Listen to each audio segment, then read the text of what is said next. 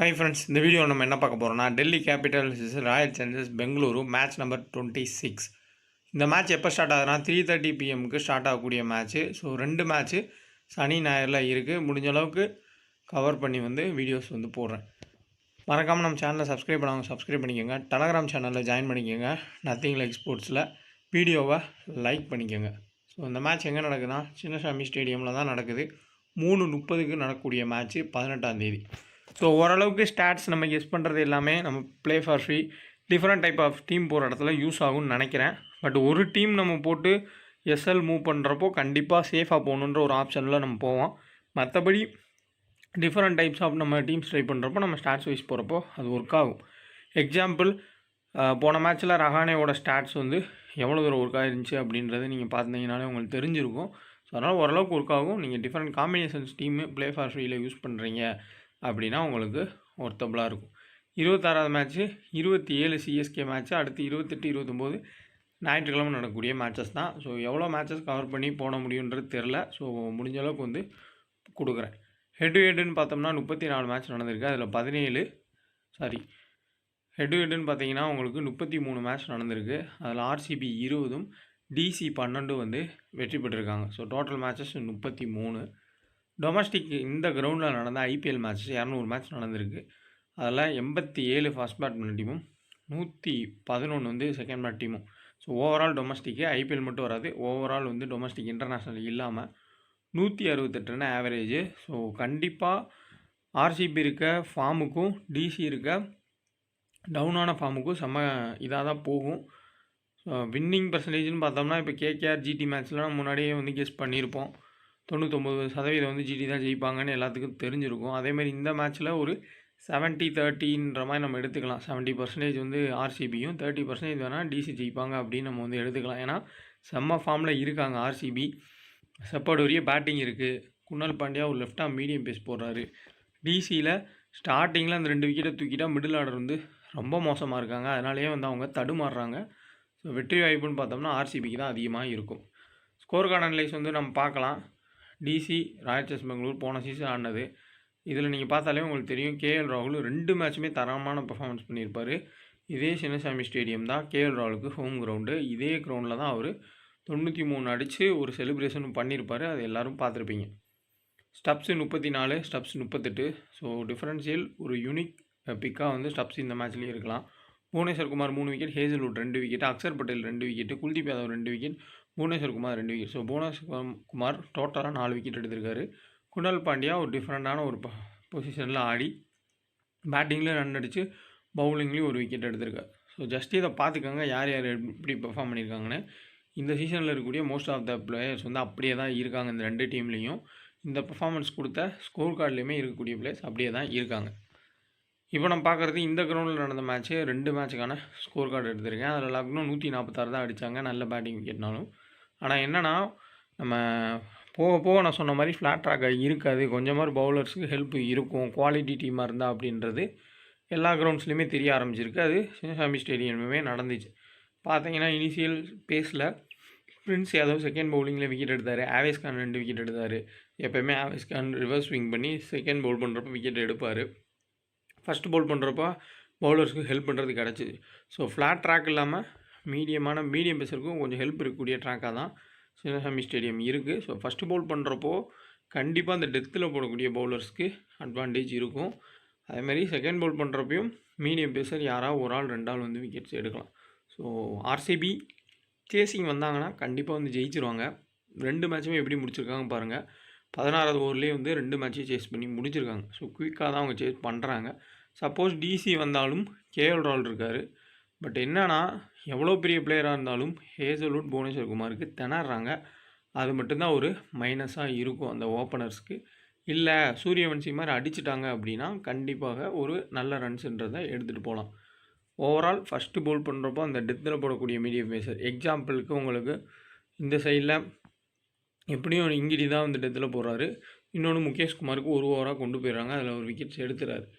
இந்த சைடில் உங்களுக்கு புவனேஸ்வர் குமார், ஹேசல்வுட்டு, அடுத்து பார்த்தோம்னா ராசிக் சலாம் இவங்க தான் டெத்தில் போடுறாங்க. ஸோ இவங்களை ஃபஸ்ட்டு பவுல் பண்ணுறப்ப யாருன்றதை பார்த்து எடுத்துக்காங்க. இல்லை ஆர்சிபி ஃபஸ்ட் பேட் பண்ணுறாங்க, ஸ்ட்ராங்கஸ்ட்டு டீமு பயங்கரமான ரன்ஸ் வந்து அடிப்பாங்கன்ற கான்செப்டில் நீங்கள் போனீங்கன்னா டிம் டேவிட்டை ஃபஸ்ட்டு பேட் பண்ணுறப்போ எடுத்துக்கோங்க. ஏன்னா லாஸ்ட்டில் வரப்போ அவர் ஃபஸ்ட்டு பேட்டிங் அப்போ எப்பயுமே வந்து நல்ல பர்ஃபார்மன்ஸுன்றதை கொடுத்துருக்காரு. ஸோ ஜம்போ ஆப்பை இன்ஸ்டால் பண்ணிக்கோங்க. ஒன்லி அஃபிஷியல் ஷாப்பிங் ஆப்பு. இந்த ஆப் மட்டுமே பயன்படுத்திக்கோங்க. ரெஃபர் கோட் 2K கோல்டுன்னு யூஸ் பண்ணிக்கோங்க. லீடர் போர்டும் கொடுத்துட்ருக்காங்க. சிம்பிள் கான்செப்ட் தான். ஸோ முன்னாடி இருந்த கான்செப்ட் ஃபேண்டசி கான்செப்டை யூஸ் பண்ண முடியாது. ஸோ இதுதான் ஒன்லி ஆப்ஷன். என்ன மாதிரினா நீங்கள் ஷாப்பிங்க்கு டாப்அப் பண்ணுறீங்க, அதுக்கு அவங்க பொருள் வாங்குறதுக்கு கொடுத்துருவாங்க. அவங்களே வந்து உங்களுக்கு கேம் டோக்கன் கொடுப்பாங்க. அதை வச்சு நீங்கள் ப்ளே பண்ணுவீங்க.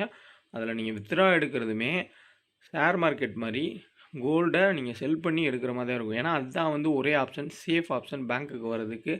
ஸோ உங்களுக்கு கோல்டை வந்து நீங்கள் டிஜி கோல்டை சேல் பண்ணி உங்களுக்கு பேங்க் வர மாதிரி தான் செட் பண்ணியிருக்காங்க. ஸோ பக்காவாக லாங் டேர்ம் போகிற மாதிரி வந்து இருக்கும். ஸோ 1000 ஆப் இருந்தாலும் ஸோ ஜம்போ மட்டுமே இந்த 8 மாதமும் ரன் ஆகுது, 3 வருஷமாக இருக்குது. இதுக்கப்புறமும் அவங்க எல்லாமே எப்படி ப்ராப்பராக மூவ் பண்ணுமோ அந்த மாதிரி தான் மூவ் பண்ணி கொண்டு போயிருக்காங்க. நீங்கள் டெபாசிட் பண்ணாலும் உங்களுக்கு அவங்க கம்பெனி நேமில் தான் போகும் அமௌண்ட்டு. நீங்கள் வித்ட்ரா எடுத்தாலும் நோவா ஆப் மூலிமா டிஜி கோல்டு வழியாக தான் உங்களுக்கு வரும். ஸோ யூஸ் பண்ண தெரிஞ்சிச்சு அப்படின்னா நீங்கள் இதில் நல்லாவே வந்து பயன்படுத்திக்கலாம். பொருளும் வாங்கிக்கலாம், ப்ளேவும் பண்ணிக்கலாம்.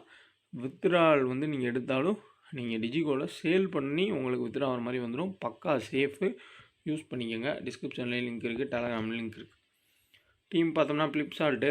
ஸோ டேரெக்டாக ஒவ்வொரு பிளேயராகவே சொல்லிடுறேன். ஸ்டாட்ஸ் வைஸாலும் நான் முன்னாடி கொடுத்த ஸ்கோர் கார்டே வந்து உங்களுக்கு சிம்பிளான ஸ்டாட் தான்.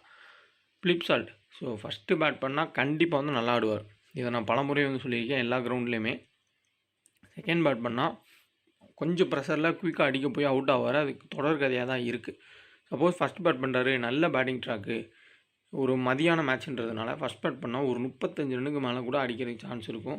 பட் செகண்ட் பேட் பண்ணால் ஒரு முகேஷ் குமாரோ அப்படி இல்லாட்டி ஒரு அக்யூப் நபியோ யாராவது ஒரு ஆள் வந்து கொஞ்சம் டைட்டாக வந்து பவுல் பண்ணுறதுக்கான சான்சஸ்னால் மாட்டிப்பார். விராட் கோலி செகண்ட் பேட் பண்ணால் கண்டிப்பாக பெரிய ரன்ஸ் அடிக்கிறாரு. ஃபஸ்ட் பேட் பண்ணால் நம்ம கொஞ்சம் யோசிக்கணும். மதியான மேட்ச் வர இந்த கிரவுண்ட் நிறைய ரன்ஸ் அடிச்சிருக்காரு. பட் இருந்தாலும் இங்கே உங்களுக்கு கொஞ்சம் இங்கிடியோ இல்லை முகேஷ் குமார் லைன் அண்ட் லென்த்தில் போட்டால் எட்ஜ் அடித்து ஏதாவது ஒன்று கேட்ச் ஆகிறதுக்கான சான்ஸ் இருக்கலாம். பட் சேசிங்னா கண்டிப்பாக கேம் எடுத்துகிட்டு போயிடுவார். ரஜத் பட்டியலா வந்தோடனே பேட்டை விடுறார். ஸோ குல்தீப் யாதவை நிறையா வந்து ட்ராப் பண்ணுவாங்க. அக்ஷர் பட்டேல் வந்து டபுள் ஆப்ஷன்னால். குல்தீப் யாதவை இந்த மேட்ச்சில் கீயாக யூஸ் பண்ணுங்கள். ஏன்னா அடிக்க போவாங்க. Suppose Jitesh Sharma, Tim David, support இவங்களாம் வந்து குல்தீப் யாதவ் அடிக்க போய் ஃபஸ்ட்டு குல்தீப் யாதவ் பவுல் பண்ணுறாருன்னா ஒரு 2 விக்கெட் வெளியே எடுக்கிறதுக்கு கூட சான்ஸ் வந்து இருக்கும். நட்ராஜ் ஃபஸ்ட்டு பவுல் பண்ணுறப்போ எடுத்துக்கோங்க. பட் அவரும் பும்ரா மாதிரி பெரிய அளவில் விக்கெட்ஸ் எடுக்கலை. பும்ரா விக்கெட்டே எடுக்கலை. நட்ராஜன் ஒரு விக்கெட், ஒரு மேட்ச்சில் 3 விக்கெட் எடுத்தார். அந்த மாதிரி தான் போயிட்டுருக்கு.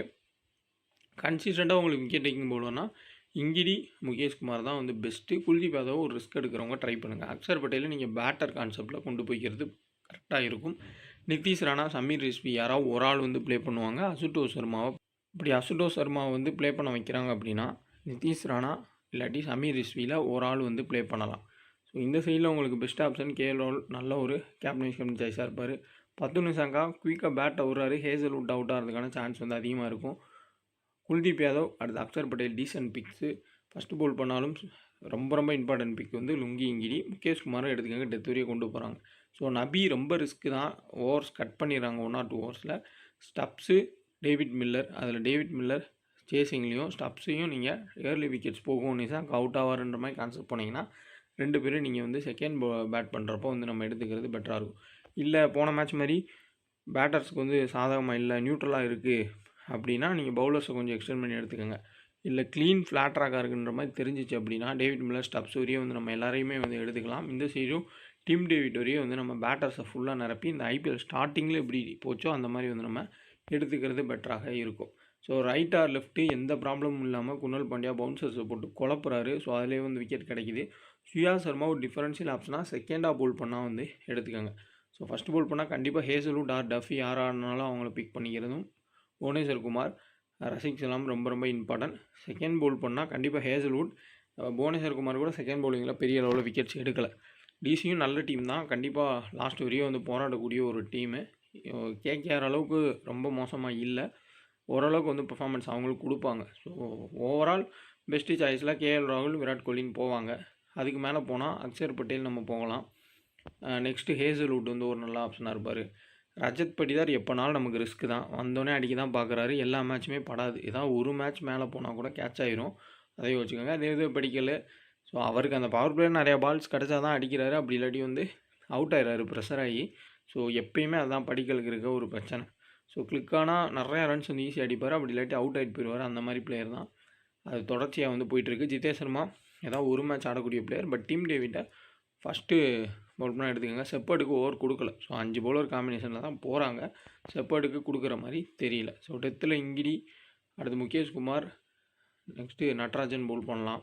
இங்கே டெத்தில் ஹேசல்வுட் ஆர் டஃபி யார் ஆடுறாங்களோ அவங்களும் ரசிக் சலாம், புவனேஸ்குமார் தான் பவுல் பண்ணுறாங்க. ஸ்ரீயா சர்மா டிஃபரன்ஷியல் ஆப்ஷனாக செகண்ட் பவுல் பண்ணால் எடுத்துக்கோங்க. இங்கே ஃபஸ்ட்டு பவுல் பண்ணால் குல்தீப் யாதவ் எடுத்துக்கோங்க. ஓரளவுக்கு வந்து விக்கெட்ஸ் எடுக்க சான்ஸ் இருக்கும். அதேமாதிரி நல்ல பேட்டிங் ட்ராக் அப்படின்னா ஸ்டப்ஸு, டேவிட் மில்லர் பெஸ்ட்டான ஒரு ஆப்ஷன்ஸ். டீம் காம்பினேஷன் பார்த்தோம்னா விராட் கோலி, ரஜத் பட்டியலாம் ஒரு இதில் கொடுத்துருக்கேன். நீங்கள் அதே கேஎல் ராகுல்னு போட்டுக்கலாம். குணால் பாண்டியா, அக்ஷர் பட்டேலை பிக் பண்ணியிருக்கேன். இல்லை விக்கெட்டில் வந்து பேட்டிங்க்கு இதில் நியூட்ரலாக இருக்கும் பவுலர்ஸ்க்கு ஹெல்ப் இருக்குன்ற மாதிரி இருந்துச்சுன்னா ஆல்ரவுண்டர்ஸ்குள்ளேயும் பவுலர்ஸ்குள்ளேயும் நீங்கள் கேப்டன் வைஸ் கேப்டன் கொடுத்துக்கோங்க. ரொம்ப நல்ல பேட்டிங் ட்ராக்கு ஹிட்டர்ஸ் வரிய போகும் அப்படின்னா டீம் டேவிட் மில்லர்ன்ற கான்செப்டில் நல்லா ஹிட் பண்ணக்கூடிய பேட்டர்ஸுக்கும் நம்ம கொடுத்துட்டு அந்த இனிஷியல் ஸ்பெல் போட்டு விக்கெட் எடுக்கிற 1-2 பவுலர்ஸை நம்ம எடுத்துக்கிறது பெட்டராக இருக்கும். So head to head venue stats வந்து இந்த வீடியோவில் நான் கொடுக்கல. முன்னாடி அந்த ஸ்கோர் கார்டு காமிச்சிருப்பேன். அதை வச்சே வந்து யூஸ் பண்ணிக்கோங்க. பேசிக்கானது தான். விக்கெட் தான் முக்கியம். ஸோ பார்க்கலாம் ஃப்ளாட் ட்ராக்காக இல்லை போன மேட்ச் மாதிரி கொஞ்சம் பவுலர்ஸ் ஹெல்ப் இருக்கான்றதை பார்த்துட்டு அதுக்கேற்ற மாதிரி டீம்ஸை செட் பண்ணிக்கோங்க. வீடியோ பற்றி லைக் பண்ணுங்கள். மறக்காமல் நம்ம சேனலை சப்ஸ்கிரைப் பண்ணிக்கோங்க. டெலிகிராம் சேனல் டிஸ்கிரிப்ஷனில் இருக்குது. கிளிக் பண்ணி ஜாயின் பண்ணிக்கோங்க.